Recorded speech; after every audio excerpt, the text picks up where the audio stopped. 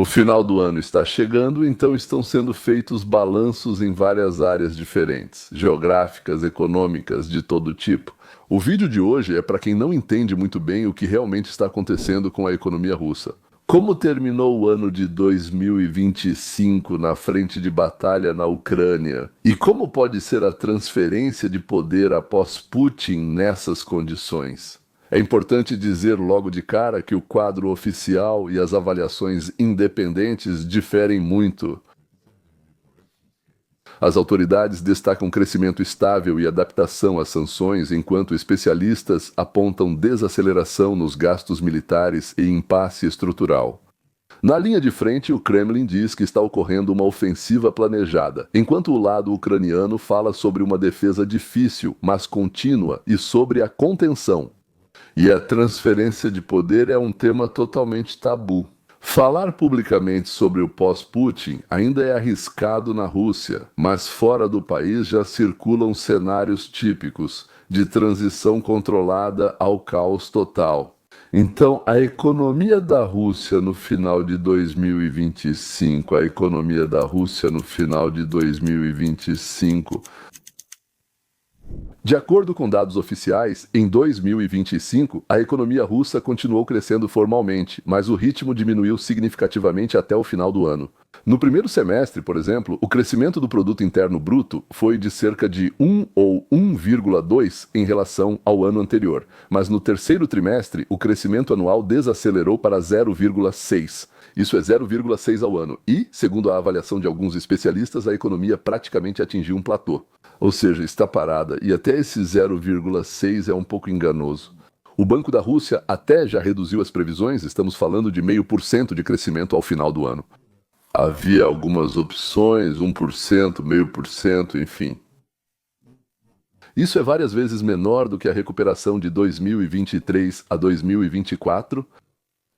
Organizações internacionais também têm dúvidas. O Fundo Monetário Internacional, por exemplo, reduziu a previsão de crescimento para 0,6 em 2025, apontando o efeito das sanções, da demografia e dos gastos militares.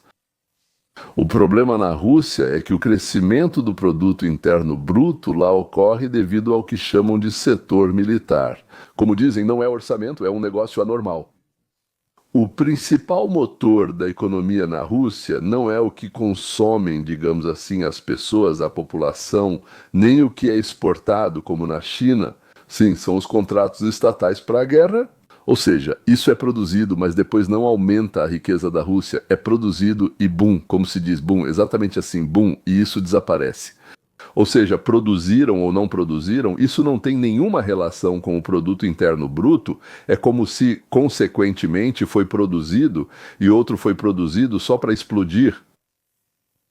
Ou seja, o crescimento da indústria de transformação é garantido pelas empresas de defesa, produção de projéteis, equipamentos, vestuário e pelo setor civil.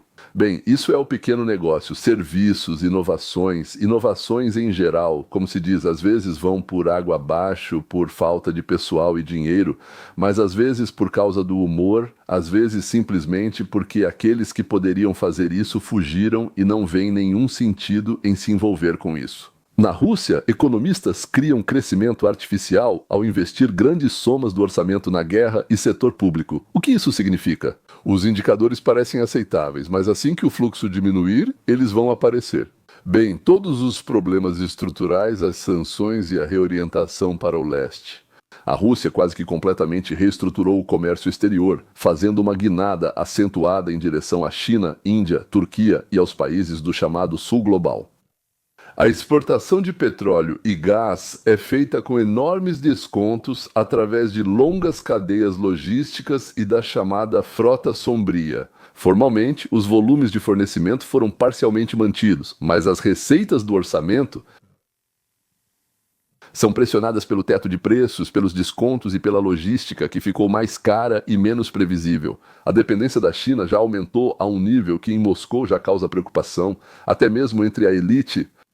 Curiosamente, a elite vive principalmente em Moscou, alguns em São Petersburgo e outras grandes cidades. Eles possuem recursos incríveis, são como nababos indianos. E as pessoas comuns dentro do país, o que que elas sentem, o que que elas pensam, o que que elas sabem, como elas encaram isso. As estatísticas oficiais mostram aumento da renda real e do consumo, mas o cenário é bastante desigual entre regiões e setores, como defesa, construção e encomendas do governo. A renda realmente aumentou no setor privado, especialmente para os pequenos negócios.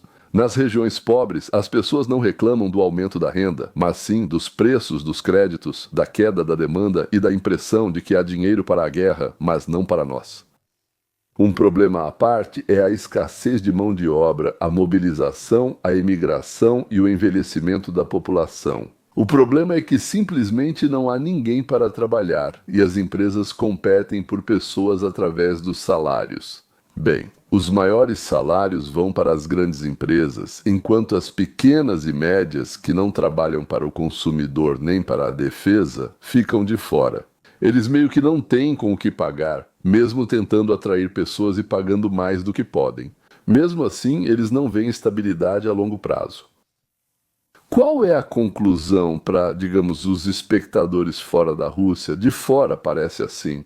A Rússia não entrou em colapso econômico, quero dizer, mas está gradualmente entrando em um regime de baixo crescimento, em grande parte artificial, que está diretamente ligado à guerra e aos recursos do Estado.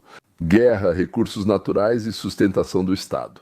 Isso não é uma catástrofe, não vai acontecer amanhã, mas é um crescimento lento do risco para os negócios, para o sistema financeiro e para a estabilidade social. Tudo bem, mas o que está acontecendo na linha de frente da guerra? O que está acontecendo na linha de frente e na política? A linha de frente militar é longa, sangrenta e sem avanços de ambos os lados. No fim de 2025, a guerra na Ucrânia segue posicional, mas com combates intensos, segundo relatórios ucranianos e mapas independentes. Em um só dia, ocorrem mais de 150, chegando a 170 confrontos em vários setores da linha de frente. Os combates mais intensos ocorrem nas direções de Donetsk, Pokrovsk, Guliai-Pole e Orekov. Lá, a Rússia avança lentamente, usando bombardeios de artilharia massivos e bombas, enquanto a Ucrânia tenta manter e reorganizar a linha de defesa. As perdas de ambos os lados são enormes, simplesmente enormes, mas, segundo estimativas do lado ucraniano e de analistas ocidentais, as perdas totais da Rússia já ultrapassam 1 milhão. Falo da guerra, cara, dos mortos e feridos desde o início da invasão. Fontes russas destacam a libertação de várias localidades, incluindo Krasnoarmeysk, partes das regiões de Kharkiv e Zaporizhia, apresentando isso como prova de que a iniciativa estaria supostamente com eles. Mas o problema é que nem Moscou nem Kiev demonstram disposição para assinar uma paz real. O Kremlin menciona uma ofensiva e mantém a retórica de que os objetivos da operação militar especial serão atingidos. A Ucrânia e seus aliados declaram que a paz só é possível com a retirada das tropas russas e garantias de segurança, reconhecendo ao mesmo tempo que, sem pressão externa sobre Moscou e mudanças sérias dentro da Rússia, isso é improvável. O Ocidente discute como conter a Rússia. As legendas estão demorando bastante, eles já estão fazendo isso. Reforço da defesa da OTAN, rearmamento europeu, apoio contínuo à Ucrânia e preparação para uma Rússia pós-Putin, que também pode ser perigosa. Editor de legendas, editora Alexandrova. As guerras também afetam a política interna da Rússia. Na Rússia, a guerra virou pano de fundo e não é mais tema quente, mas é usada para explicar tudo à população, das repressões às dificuldades econômicas. Claro, agora estamos em guerra. Sim, qualquer crítica ao governo é facilmente reprimida sob o pretexto de que, durante operações militares, como ele pode fazer isso, ele é um traidor. As leis sobre fake news e descredibilização do exército são reforçadas. A liberdade de expressão é reprimida em todas as formas. As elites veem a guerra como responsabilidade coletiva e ela segue.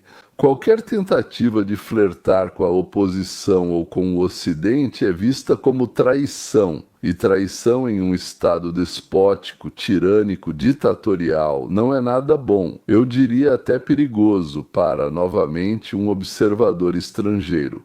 É importante entender que, enquanto a guerra não terminar, ou pelo menos não for congelada em novas condições, as chances de uma transição de poder suave e tranquila são mínimas.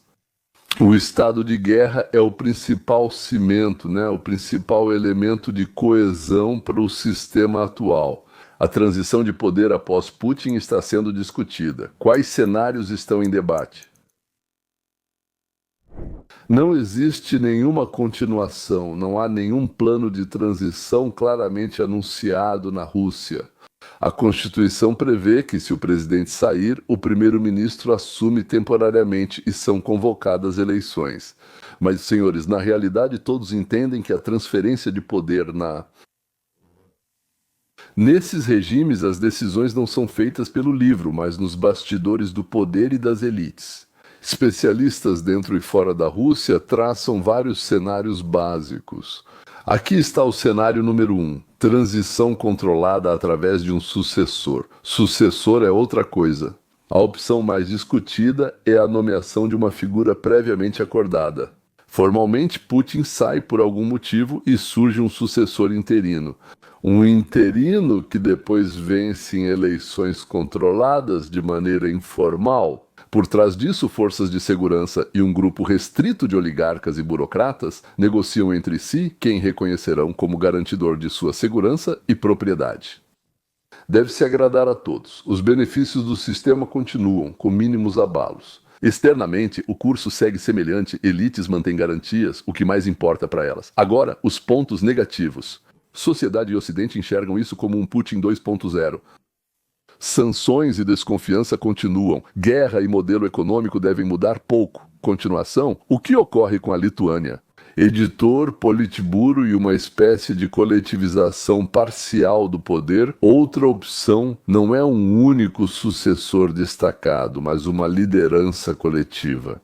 Bem, lá, por assim dizer, existem várias opções diferentes da mesma coisa. Aumenta o papel do Conselho de Segurança, do governo, do bloco de segurança. O presidente existe formalmente, mas ele é mais um moderador do que um soberano. As decisões são tomadas dentro dos grupos que negociam entre si. A motivação da elite é o medo de um novo superlíder, que em alguns anos começará a eliminá-los, como fizeram Putin ou Lukashenko. Para eles, é mais vantajosa uma estrutura onde os riscos e a responsabilidade são divididos. O lado negativo é que uma liderança fraca e fragmentada pode não conseguir lidar com a guerra, a economia e as regiões, aumentando a tentação entre os Siloviki e os barões regionais de buscar independência. A sociedade verá isso não como um novo modelo, mas como uma briga interna temporária. O terceiro cenário é um degelo limitado, como nos anos 60 no final. Especialistas veem possível degelo temporário após saída de Putin. Bem, alguém suaviza as repressões, liberta parte dos presos políticos, afrouxa a censura. Um diálogo cauteloso com o Ocidente, uma tentativa de aliviar parcialmente essa pressão de protesto, de descomprimir. Depois disso, então, fica claro que nada muda de fato no próprio sistema. Esse cenário é mais realista para Belarus, mas na Rússia também é possível como um curto período de transição, assim como foi na União Soviética. Isso já ocorreu. Ele traz esperança à sociedade e negócios, mas não assegura real democratização. No lugar de Putin pode surgir outro, menos tóxico, mas que será gradualmente pressionado pelas mesmas estruturas de poder. E o cenário 4, o caos incontrolável. É o mais preocupante, ou seja, na desintegração descontrolada do sistema. Talvez ele não se desintegre completamente, mas as rachaduras vão aparecer, se Putin sair repentinamente. Sem um plano, as elites vão disputar recursos e segurança. Não é uma possibilidade, é certeza. O centro pode perder o controle sobre parte das regiões e das forças de segurança em meio à guerra, sanções e estresse econômico. Isso pode causar conflitos internos, mais criminalidade e baronização das regiões. Alguém vai recrutar o exército da Ucrânia para usá-lo em batalhas dentro da Rússia? Especialistas afirmam que enquanto o sistema persiste, o Kremlin tenta impedir isso. Todos têm medo disso, inclusive tentam endurecer o controle, fazer expurgos, centralizar poderes e coisas do tipo para não dar oportunidades demais depois aos chefes regionais. Conclusão. Senhoras e senhores, o que disso é importante para nós, falantes de russo no exterior? Para o espectador de língua russa que vive nos Estados Unidos da América, na Europa ou em outro lugar, todos esses temas não são uma ciência política abstrata, eles afetam diretamente. Lá está o destino de parentes e amigos na Rússia, na Ucrânia, a escolha de voltar ou se integrar de vez no exterior. Para outros, afeta a segurança, vistos, sanções, contatos de negócios, reputação, na verdade, a reputação de todos os que vieram da Rússia. A economia da Rússia ainda não está caindo no abismo, mas está entrando em uma zona de desenvolvimento conflituoso prolongado, onde cada vez mais recursos são direcionados para a guerra e para a manutenção do regime. Eles têm dois objetivos: lutar externamente e lutar internamente. A guerra continua sendo o principal obstáculo para qualquer cenário positivo e a transição de poder após Putin é quase certa. A transição de poder não será uma bela troca democrática como nos livros didáticos. Será uma combinação de acordos internos entre as elites, pressão das forças de segurança e fatores externos, desde o andamento da guerra até a posição da China. Editor de legendas, editor de legendas. Bom, não sei. Eu tentei, senhores. Não sei até que ponto consegui contar para vocês o que está acontecendo, mas eu me esforcei. Até a próxima.